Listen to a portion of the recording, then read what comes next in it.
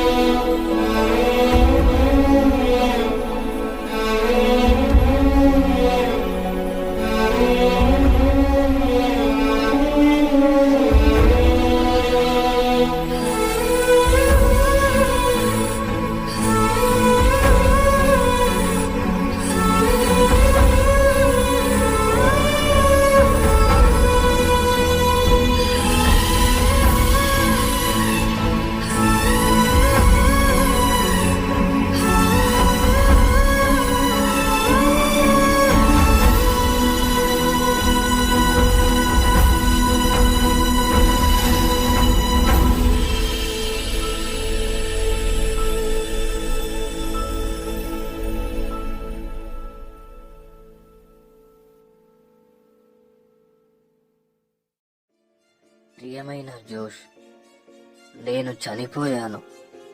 నేను నరకములో ఉన్నాను. ఇక్కడ నేను ఊహించిన దానికన్నా చాలా భయంకరంగా ఉంది జోష్. ఇది భూమిపై ఉన్న జీవితం కంటే చాలా వాస్తవమైనది. నా శరీరంలో జీవిస్తున్న నా ఆత్మని కూడా నేను భావించగలను జోష్. ఇది నేను నమ్మలేకపోతున్నాను జోష్. నా మాటలు వినపడుతున్నాయా? నేను చనిపోయాను. మొదట నేను నమోదవుతున్న ఆ లైన్లో నిలబడ్డాను. వారు జీవిత పుస్తకాన్ని చూస్తూ నా పేరు అడిగారు. వారు ఆ జీవిత పుస్తకంలో నా పేరు కనుగొలేకపోయారు. అప్పుడే దెయ్యం నా దగ్గరకు వచ్చి నన్ను పట్టుకొని వెళ్ళింది. నాకు ఏమి జరుగుతుందో తెలియదు జోష్. నాకు చాలా భయంగా ఉంది. నన్ను ఎక్కడికి తీసుకెళ్తున్నారో అనే దెయ్యాన్ని అడగగా ఆ దెయ్యం సమాధానం చెప్పలేదు. ఈసారి మళ్ళీ అడిగారు. ఆ దెయ్యం సమాధానం ఇచ్చింది. ఈ పుస్తకంలో రాయబడిన వారి పేరు పరలోకానికి వెళుతారు, లేని వారు నరకంలో హింసించబడతారు రా. క్రైస్తవుడిగా నీ దేవుని గురించి ఎందుకు చెప్పలేదు జోష్? నువ్వు నా స్నేహితుడిగా క్రీస్తు గురించి నాకు బోధించలేదు జోష్. ఎందుకు? జోష్ జోష్ నా మాటలు వినపడుతున్నాయా? నా గుండె కొట్టుకోవడం నాకు అనిపిస్తుంది. నన్ను నరకానికి తీసుకెళ్ళడానికి దెయ్యం నా దగ్గరకు వస్తుంది జోష్.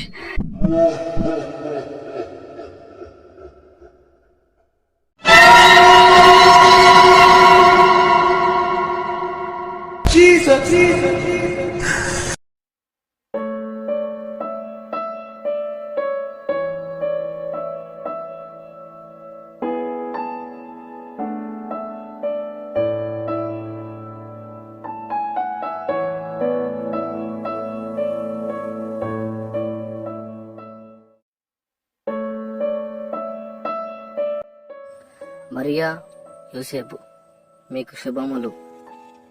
ప్రభువు మీకు తోడై ఉన్నాడు.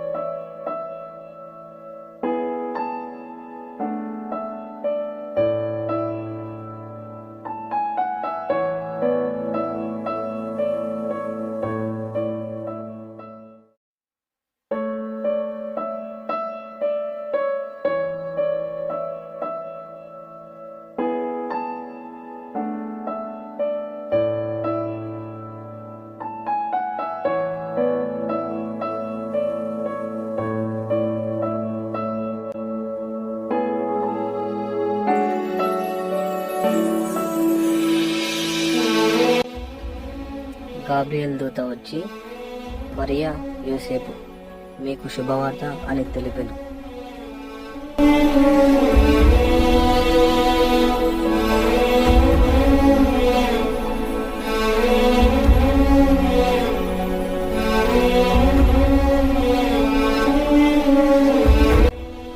గాబ్రియల్ దూత వచ్చి జ్ఞానులకు శుభవార్త చెప్పెను.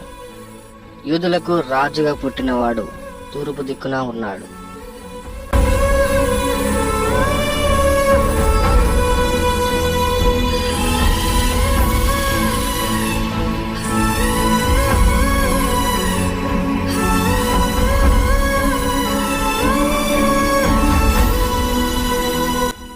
మరియా, దేవుని వలన నీవు కృప పొందితివి, నీవు గర్భము ధరించితివి, ఆయన పేరే ప్రభు అయిన యేసుక్రీస్తు.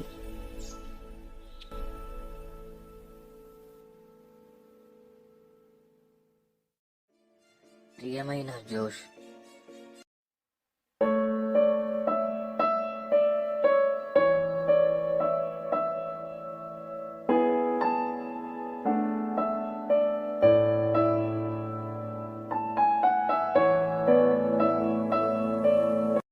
క్రీస్తు చేసిన మరో అద్భుతం. గుడ్డివాడిగా పుట్టిన ఒక మనుషుడు కనపడెను. వాడికి స్వస్థత కలుగచేసి చూపునిచ్చాను.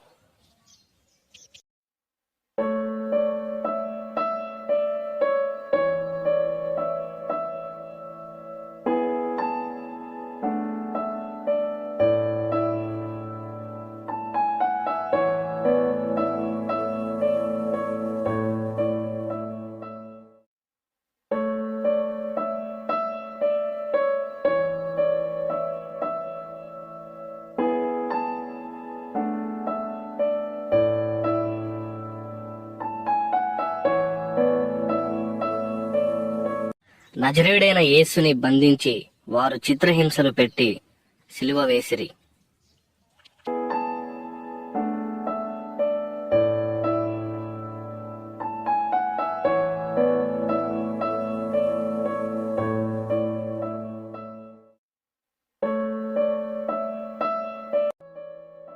ఈ స్కిట్లో ఉన్న సారాంశం: ఇద్దరి స్నేహితుల మధ్య జరిగే ఒక నాటకం.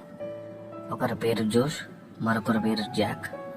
జోష్ అనే వ్యక్తి క్రైస్తవుడిగా ఉంటాడు, జాక్ అనే వ్యక్తి లోకానుసారుడుగా ఉంటాడు. కానీ జోష్ ఎప్పుడు జాక్కి క్రైస్తవ గురించి లేదా క్రీస్తు గురించి ఎప్పుడు బోధించాడు. అప్పుడు జాక్ నరకంలోకి వెళ్తాడు. నరకంలో ఉండి తన బాధలను చెప్పుకుంటాడు. నరకంలో తను చూసిన బాధలని కూడా వివరించి ఒక లెటర్ ద్వారా రాస్తాడు జోష్కి. ఒకరోజు ఆ ఉత్తరం అనేది జోష్కి అందుతుంది. దీని వలన అప్పుడు జాక్ అనుకుంటాడు, ప్రభు అయిన యేసుక్రీస్తు మన కోసం పుట్టి తన ప్రాణాలను మనకు సిలువలో త్యాగం చేసి మనందరి కోసం సిలువలో మరణించి లోక రక్షకుడిగా తిరిగి లేచాడు. మనం కూడా మన జీవితంలో క్రీస్తు యొక్క వాక్యాన్ని ప్రతి ఒక్కరికి బోధించాలి. Thank you. ఆమేన్. సహోదరి సహోదరులారా, మనం నిజ దేవుని తెలుసుకున్నట్లు సర్వశక్తుడైన దేవుని గురించి స్నేహితులకు, బంధువులకు, సమస్త మనుషులకు దేవుని సువార్తను ప్రకటించి చాటుదాం. మన జీవితంలో కొందరినైనా దేవుని రాజ్యంలో చోటు కల్పించడానికి ప్రయాస పడదాం. పరిశుద్ధ గ్రంథం యూదా పత్రికలో 1:22, అగ్నిలో ఉండి లాగినట్టు కొందరిని రక్షించుడి, శరీర సంబంధమైన వారి అపవిత్ర ప్రవర్తనకు ఏమాత్రం ఒప్పుకొనక దాన్ని అసహించుకొనుచు భయంతో కొందరిని కావున సోదరి సోదరులారా, ప్రస్తుత కాలంలో లోకం తీరు పాపం చేసోతో నిండి ఉంది. ఇది కాకుండా దేవుని రాకడకు సూచనలు అనేకం మనకు కనపడుతున్నాయి. పరిశుద్ధ గ్రంథం ప్రకటన గ్రంథంలో 22:12, ఇదిగో త్వరగా వచ్చుచున్నాను, వాని క్రియలో చొప్పున ప్రతి వానికి ఇచ్చుటకు నేను సిద్ధపరిచిన జీవితం నా యొద్ద ఉన్నది. ఆమె మహిమ కలుగును కాక. ప్రియమైన జోష్, నేను చనిపోయాను. నేను నరకములో ఉన్నాను. ఇక్కడ నేను ఊహించిన దానికన్నా